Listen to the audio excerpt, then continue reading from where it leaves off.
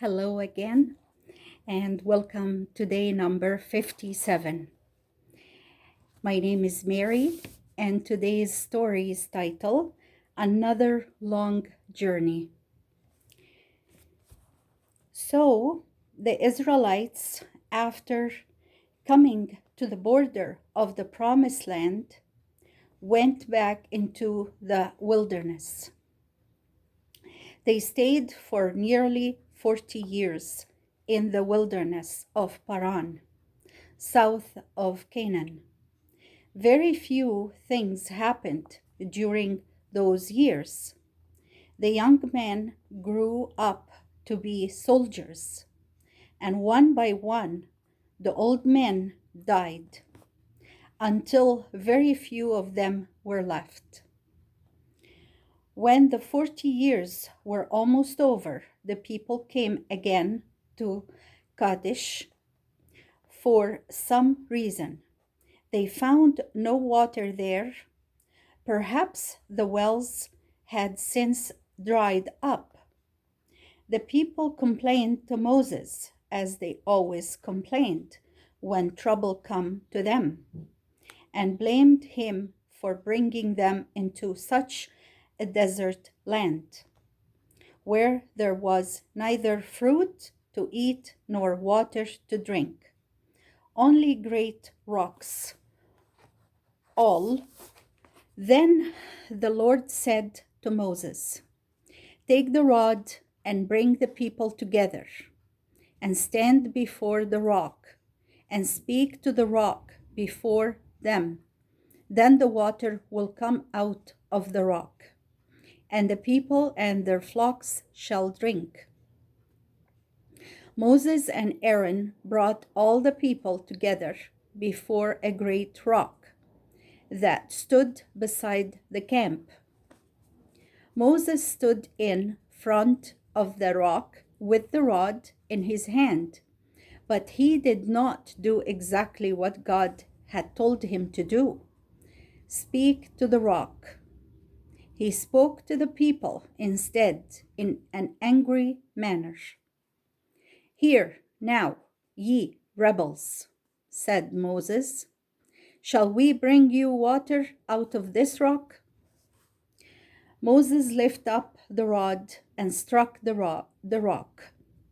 Then he struck it again, and at the second blow, the water came pouring out of the rock, just as it had come many years before from the rock near Mount Sinai. Again, there was a plenty of water for the people and their flocks. But God was not pleased with Moses because Moses had shown anger and had not obeyed his command just as God had given it.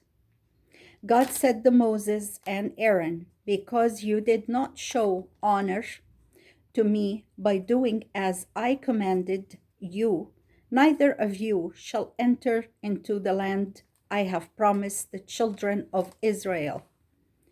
One act of disobedience cost Moses and Aaron the privilege of leading the people into their own land. About this time, Miriam, the sister of Moses and Aaron, died at Kadesh.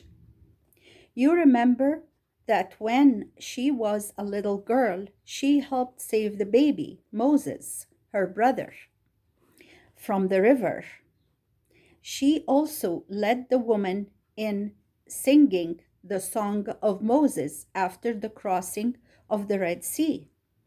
Soon after her death, Moses, Aaron, and Eleazar, Aaron's son, walked together up Mount Or.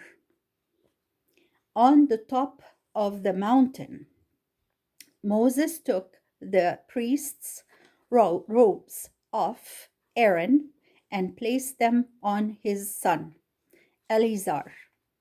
There on the top of Mount Or, Aaron died, and Moses and Eleazar buried him. Then they came down to the camp, and Eleazar took his father's place as a priest. While they were at Kadesh on the south of Canaan, they again tried to enter the land, but they found that the Canaanites, the Canaanites and Amorites who lived there were too strong for them. So they turned back to the wilderness and thought another road to Canaan. On the south of the Dead Sea, the Edomites lived. These people were descendants of Esau, Jacob's brother. Since the Israelites came from Jacob, the Edomites were closely related to them. Moses sent to the king of Edom, and said to him, "We, men of Israel, are your brothers. We have come out of the land of Egypt, where the people of Egypt dealt harshly with us. And now we are going to our own land, which our God has promised to us, the land of Canaan. We ask you to let us pass through your land on your way. We will do no harm to your land or your people. We will walk on the road to Canaan, not turning to the right hand or the left. And we will not rob your vineyards or even drink from your wells unless we pay for the water we use." But the king of Edom was afraid to have such a great crowd of people with all their flocks and cattle go through his land. He called out his army and attacked the Israelites. Moses was not willing to make war on a people who were so closely related to the Israelites. So instead of leading the Israelites through Edom, he went around it, making a long journey to the south, and then to the east, and then to the north again.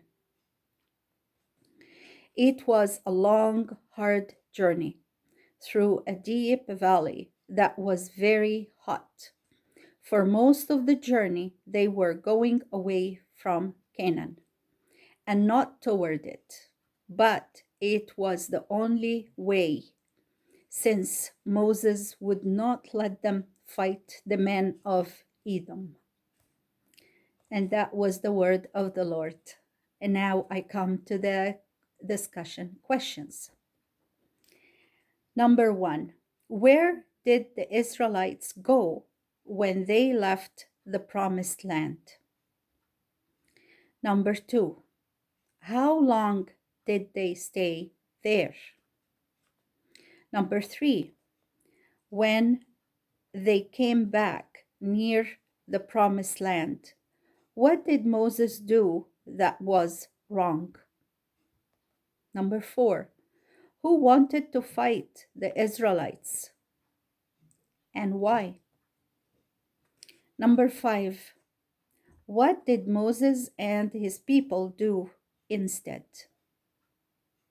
Thank you again for listening and being together in another story. May God bless you and bless us all. Bye for now.